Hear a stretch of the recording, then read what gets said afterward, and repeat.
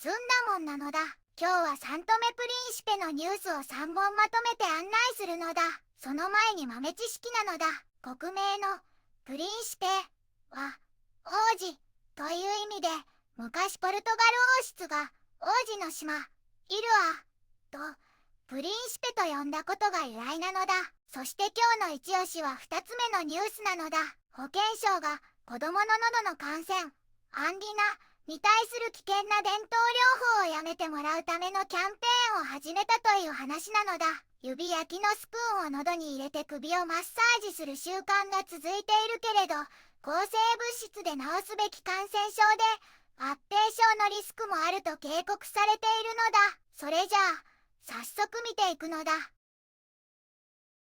サントメプリンシペはギニア湾に浮かぶ西アフリカの小さな島国で、首都はサントメなのだ。かつてポルトガルの植民地で1975年に独立し、現在は大統領制の共和制で議会もあるのだ。人口は約22万人で自然が身近なのだ。主要産業はカカオ中心の農業や漁業、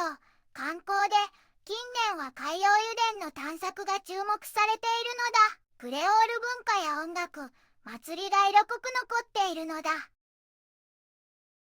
ずんだもん、市民の清掃で町がよみがえり、保健対策で子供を守り、中国の成長も目が離せないのだ。